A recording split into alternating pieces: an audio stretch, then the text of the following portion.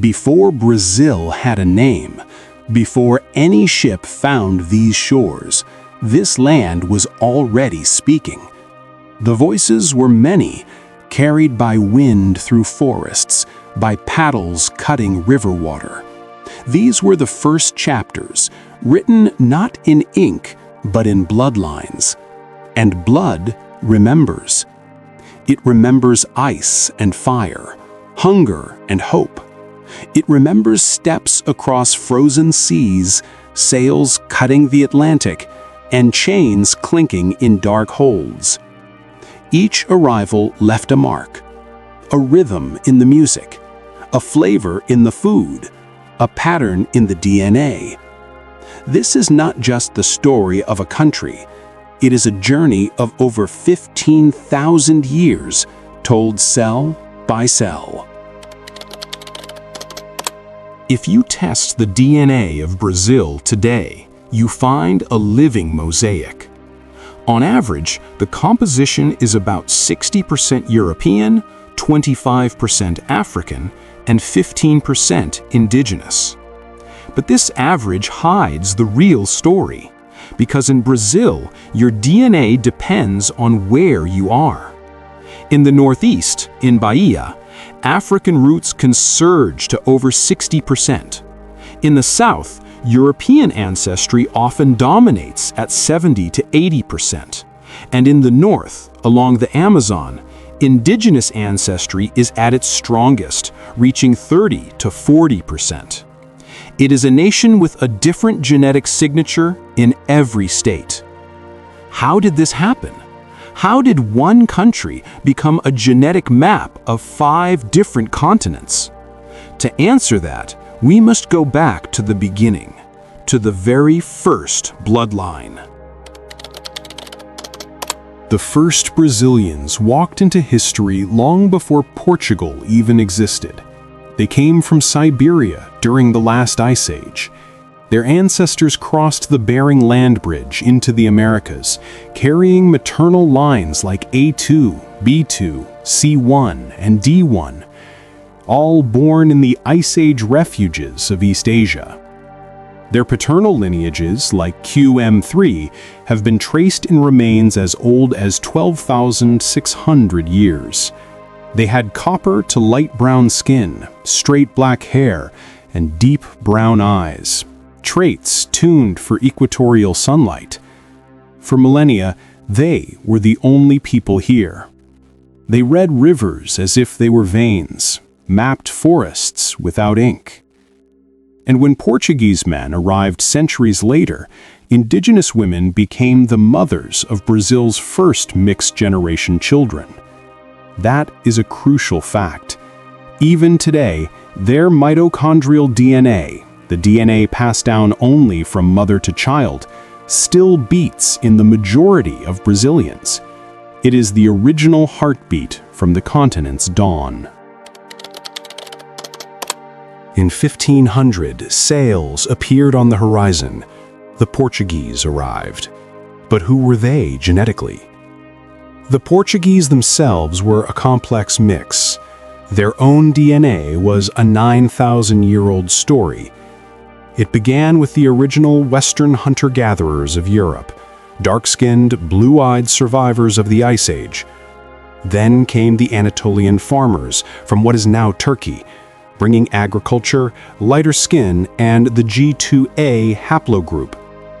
Finally, 5,000 years ago, the steppe herders thundered in from the east, carrying horses, wheels, and the dominant R1b lineage, the ancestor of the Portuguese language itself. The Portuguese man who stepped ashore in Brazil was an heir to all 3 worlds. But they also carried silent killers: smallpox, measles, and influenza. These invisible weapons moved faster than the men, decimating indigenous populations. The Portuguese who came were overwhelmingly men. Few brought wives. They married indigenous women, passing on their R1b paternal bloodlines, the Catholic faith, and their language. This set the first major pattern of mixing in Brazil, a European father and an indigenous mother. Brazil's story was not written by European hands alone. Across the Atlantic came another tide, not of explorers, but of millions forcibly taken from their homelands. Beginning in the 16th century, the Portuguese traders built a brutal economy. To fuel the sugar plantations, the gold mines, and the coffee estates, they perpetrated the largest forced migration in human history. Brazil became the single largest destination for Africans in the Americas. Between the 1500s and 1800s, over 4 million people were taken from regions like Angola, the Congo, and Benin. They carried some of the oldest DNA lineages on Earth. Paternal lines like E1B1A-M2, which is over 20,000 years old, and maternal lines L1, L2, L3 that trace back over 100,000 years to the very first Homo sapiens in Africa. They brought rhythms that became samba, steps that became capoeira, and gods that merged into candomblé.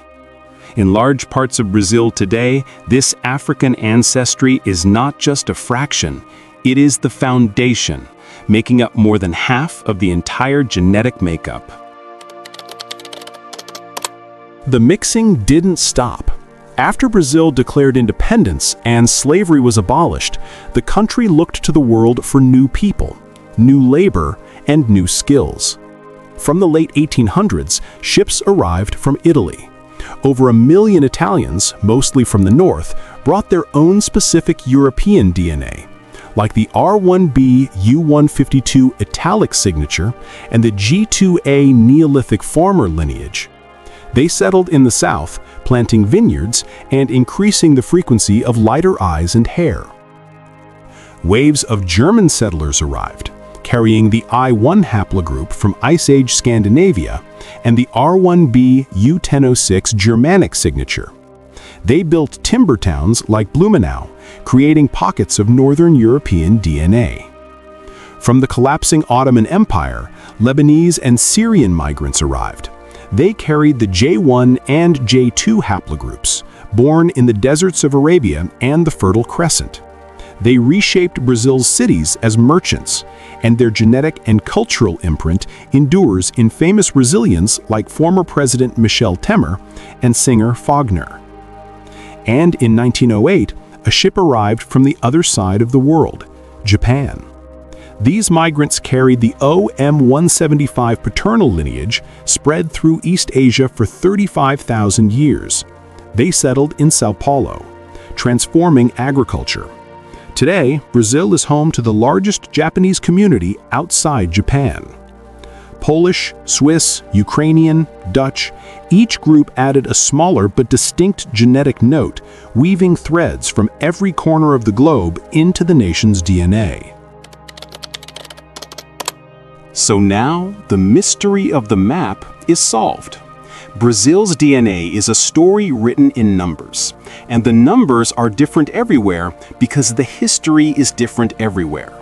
The North holds the strongest indigenous signature because the Amazon was its fortress, a refuge for the First Bloodline.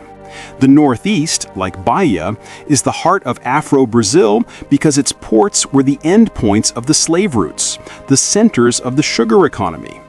The South is overwhelmingly European because that is where the 19th and 20th century migrants from Italy and Germany were encouraged to settle, farm, and build.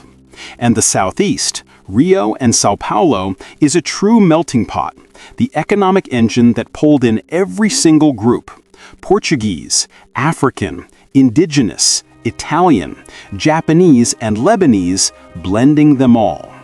From the Amazon to Sao Paulo, from Africa to Europe to Asia, Brazil's DNA is a living archive of human movement. It tells of ice crossings and ocean voyages, of dreams carried across seas, of survival and blending. And in every Brazilian today, there is a map, not drawn on paper, but written in cells, carrying the memory of ancestors from every corner of the earth who came together to create something entirely new. If you enjoyed this journey through Brazil's genetic story, make sure to like, subscribe, and share.